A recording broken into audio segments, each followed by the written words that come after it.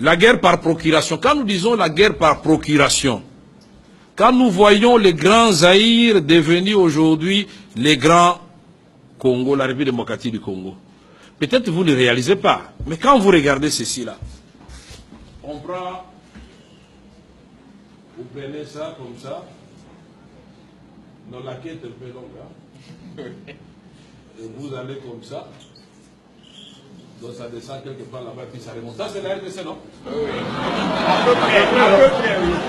Mais regardez ici là, le Rwanda c'est là, le Burundi c'est là. On vous dit que c'est des pays mis ensemble, entrent dans la République du Congo combien de fois? 64 fois. La Belgique c'est combien? La France c'est combien? Mais comment un pays comme ça, vous vous réveillez un matin, vous êtes en train de pleurer que celui-là a giflé celui-ci? Est-ce que c'est normal? Non. Ici vous avez l'Ouganda. Là vous avez la République des Soudan du Sud, n'est-ce pas? Là vous avez la RCA, n'est-ce pas? Et là vous avez nos voisins d'en face ici, Brazzaville. Et là vous avez quelque part l'Angola, Zambie et la Tanzanie, là, puisque la Zambie part d'ici. Mais ces pays avec 9 voisins. Mais notre vocation, justement, c'est d'être une puissance. Mais on nous fait des guerres par procuration à travers les voisins. Les guerres par procuration à travers les multinationales.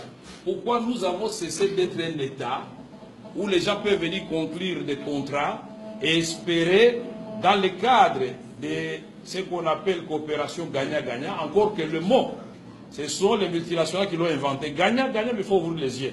Ça peut être toujours déséquilibré. Mais les gens préfèrent, là où ils peuvent gagner peut-être à l'échelle, mais pendant longtemps, et être sûr que la situation sera stable. Mais quand ils sont conscients que vous êtes une bande d'aventuriers en train de diriger un pays, ils vous font la guerre, et donc toute cette partie à l'est de la République démocratique du Congo est paralysée. Mais paralysée pendant ce temps, on vous a dit, le professeur Bakali vous avait dit, Walikale, dans le nord Kivu, à Walikale, nous sommes allés faire ma campagne, j'avais atterri à 17h, non? Oui, oui. Quand vous atterrissez à Walikale, le pilote russe vous dit on doit faire un petit tour parce qu'on doit atterrir sur une route asphaltée. Ce n'est pas une piste. Oui. Mais qu'est-ce qui s'est passé à Walikale? Walikale, on était en train de construire la route par les Allemands. Il y a une partie qui devait partir de Kivu et une autre partie de Kisangani. Et les deux routes devaient se rencontrer pour relier Bukavu à Kisangani. Mais quand ils arrivent à Walikale, tiens, ils creusent, les Allemands se regardent, ils disent, mais comment? Qu'est-ce que nous voyons là? Ça, c'est pas la cassiterite. Et puis, ah, l'or. Mais ils viennent de Kisangani, ils arrivent au niveau de Banalia ou... Oui, je crois. Ils creusent, ils voient, ça c'est de l'or. Eh bien, la route n'est jamais finie.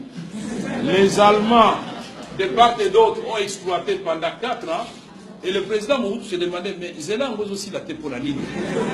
Et on va découvrir qu'ils sont en train d'exploiter. Donc la portion qui est restée ici, c'est ça qu'on appelle piste d'atterrissage.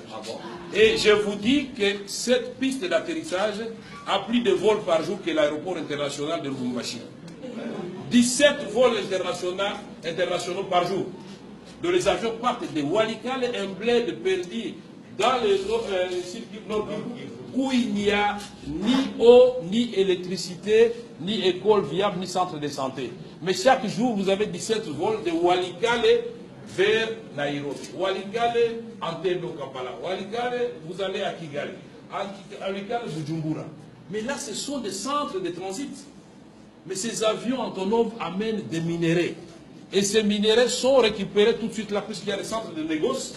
Et les multinationales savent très bien, puisque quand on a fait la loi Dodd-Frank par le président Obama, l'administration Obama a fait la loi Dodd-Frank qui dit que toute multinationale américaine qui sera désormais citée dans un rapport comme exploitant les minéraux du sang à l'est de la République démocratique du Congo sera radiée et traduite en justice. Nous aurions voulu que les Canadiens fassent la même chose, les Belges, les Britanniques et les Français, les Australiens, tous ceux qui ont des multinationales qui viennent ici, le groupe Andro, il y a tout un tas d'entreprises qui prolifèrent. La guerre par procuration, l'armée américaine, depuis l'aventure de la Somalie, ils ont dit non, non, on ne vient plus en Afrique, formons quelques États en Afrique qui vont commencer à faire la guerre à notre place. Puisque qu'est-ce qui s'est passé en Somalie? Ils viennent débarquer en Somalie, oubliant la géopolitique et la sociologie et l'anthropologie. Ils débarquent, il y a des groupes armés, mais quand ils descendent, on prend 3 Américains qu'on tue de façon brutale, mais tous ils sont terrorisés, ils ratent et la guerre a pris fin. C'est pourquoi nous avons dit au secrétaire général, c'est bien d'amener une brigade d'intervention à l'est de la République démocratique du Congo. Mais quand vous voyez du nord Katanga, de Tanganyika, jusqu'à Dungu en province orientale, donc à la frontière du Soudan, mais c'est un territoire plus grand que l'Europe occidentale. Mais comment pensez-vous que 3000 hommes vont se déployer ici et réussir là où 17 000 hommes, 18 000 hommes de la MONUSCO n'avaient pas réussi? C'est pourquoi il faut prendre des précautions. Parce que dans les temps, on avait eu Artemis dans l'Itourie avec la France. C'était des coupes chirurgicales. Pendant 3 mois, ils ont terminé le travail. Pourquoi?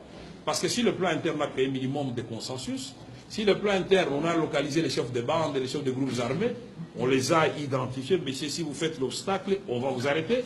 Et l'affaire est bien partie. Mais les M23 menacent les Nations Unies. On ne fait rien. Et alors, un autre aventurier va menacer et les gens continuent à mourir. Voilà ce que nous disons. Guerre par procuration, ça peut être les multinationales, ça peut être les pays voisins, malheureusement, aussi les Congolais. Et ils bombent les torses, ils disent « je suis un grand rebelle ». Mais vous n'êtes pas rebelle, monsieur.